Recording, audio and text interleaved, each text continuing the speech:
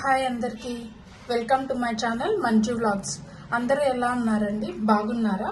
ఈరోజు అయితే నేను కారం దోశ బొంబాయి చట్నీ చేస్తున్నాను. అందులోకి ముందుగా బొంబాయి చట్నీకి కావాల్సినవి 2 చిన్న ఎర్రగడ్డలు పొడవుగా కోసుకున్నానండి. తర్వాత కొంచెం అల్లము, పచ్చిమిర్చీలు మీకు కారంకి తగినట్టు, ఒక టమాటా. కొంతమంది టమాటా వేస్తారు, వెయ్యరు, కానీ నేనైతే టమాటా వేస్తాను. కొంచెం కరివేపాకు, ఇంతే అండి, సింపుల్. తర్వాత మనకు శనగపిండి కావాల్సి వస్తుంది. ఫస్ట్ అయితే ప్రాసెస్లోకి వెళ్ళిపోదాం మనము. దీనికి ముందుగా నేను 3 స్పూన్ల శనగపిండి తీసుకుంటున్నానండి. శనగపిండిని ఫస్ట్ చేత్తో ఇలా ఉండలు లేకుండా కలుపుకోవాలి. ఉండలు లేకుండా కలుపుకున్న తర్వాత కొద్దిగా నీళ్లు పోసుకుంటూ ఇది ఉండలు లేకుండా మంచిగా కలుపుకోవాలండి. మనము ఉండలు వచ్చేస్తే బాగుండదు. సో ఉండలు లేకుండా మంచిగా బాగా కలుపుకోవాలి. మనము చూడండి, ఇట్లా బాగా కలుపుకోవాలండి. ఉండలు లేకుండా ఇలా వచ్చేసేయాలి. ఇలా వస్తేనే మనకు బాగా వస్తుంది బొంబాయి చట్నీ. ఉండలు అయితే కనిపించకూడదు. ఇంకా ప్రాసెస్లోకి వెళ్ళిపోదామండి. మనం తిరగవాత అయితే పెట్టుకుందాం. ఒక పెనం పెట్టుకొని అందులోకి 4 స్పూన్ల నూనె అయితే వేసుకుందాము.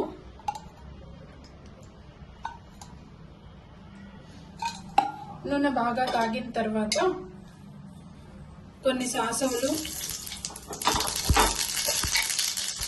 జీలకర్ర,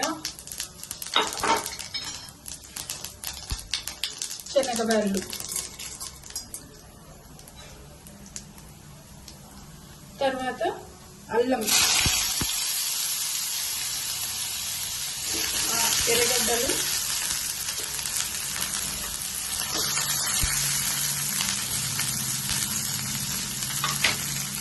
ఇవైతే బాగా కలుపుకోవాలండి. ఎర్రగడ్డలు అయితే వేగనవసరం, హాఫ్ వేగితే చాలు, పూర్తిగా వేగనవసరం లేదు.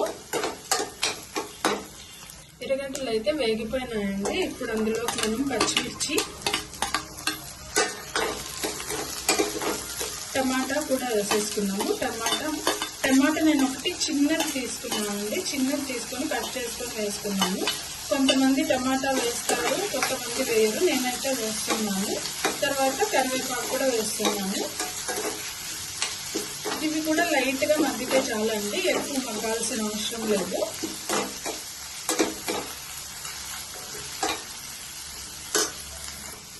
ఇదైతే బాగా మగ్గిపోయిందండి. ఇప్పుడు ఇందులో కొంచెం పసుపు, చిటికెడు పసుపు,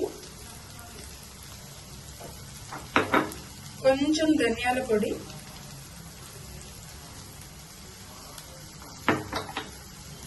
చిటికెడు జీలకర్ర పొడి కూడా వేసుకుంటున్నానండి. టేస్ట్ బాగా వస్తుంది జీలకర్ర పొడి వేసుకుంటే. ఇవన్నీ బాగా కలిపేసుకుందాం.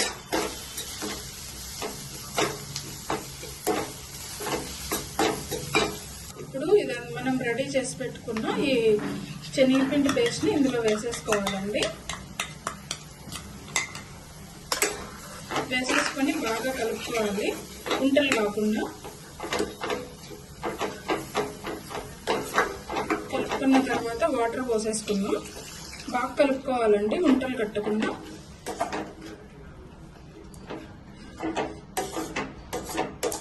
కావాల్సిన కన్సిస్టెన్సీ వచ్చేంత వరకు వాటర్ వేసుకోండి.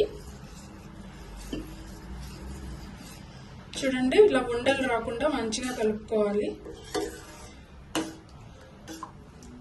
ఇప్పుడు మనకు టేస్ట్కి తగినట్టు ఉప్పు వేసుకోవాలండి. నేనైతే 2 స్పూన్స్ వేసుకుంటున్నాను. ఒకవేళ తక్కువ అయితే మళ్ళీ వేసుకుంటాను. ఇప్పుడు మనం బొంబాయి చట్నీ రెడీ అయ్యేలోగా ఎండుమిర్చితో ఎర్రకారం వేసుకుందామండి. నేను ఎండుమిర్చీలు ఒక 20 నిమిషాల ముందే నానబెట్టి పెట్టానండి. ఒక 15 కాయల దాకా నానబెట్టి వేడి నీళ్ళల్లో పెట్టాను. ఇప్పుడు మనమైతే ఇది మిక్సీ పట్టేసుకుందాము.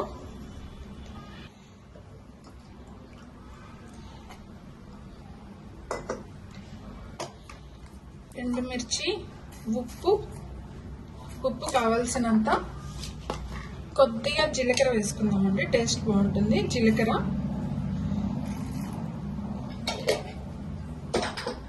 తర్వాత ఒక 4 మీడియం సైజ్ ఎర్రగడ్డలు అయితే కోసి పెట్టుకున్నాను నేను. ఎర్రగడ్డలు 4.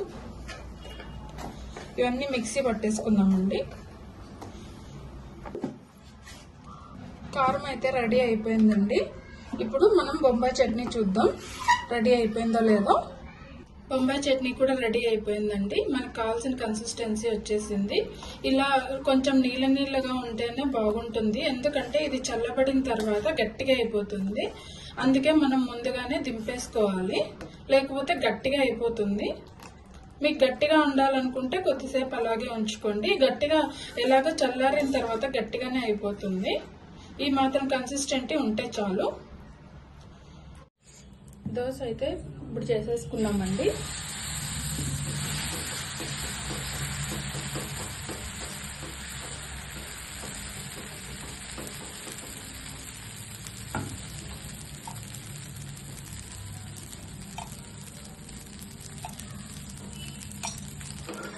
చూడండి బాగా కాలింది దోశ. ఇప్పుడు తిప్పేస్తున్నాం.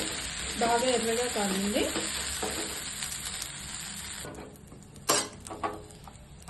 స్పూన్తో కారం తీసుకొని ఫుల్గా దోశ మొత్తానికి అంటేలాగా పొయ్యాలి.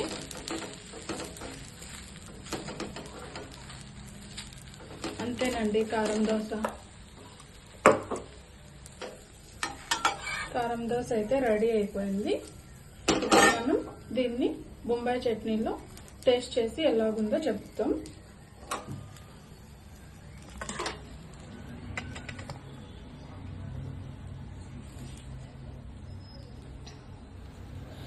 ఈ వీడియో చూసి మీకు నచ్చినట్టయితే ప్లీజ్ సబ్స్క్రైబ్ చేయండి, లైక్ కూడా చేయండి. మీరు లైక్ చేయడం వల్ల ఇంకొంతమంది నా వీడియోని చూస్తారు. మీరు కూడా ఈ దోశ బొంబాయి చట్నీ చేసుకొని ఇంట్లో ట్రై చేసి చూడండి. టేస్ట్ ఎలాగో ఉందో కామెంట్ చేయండి. Thank you.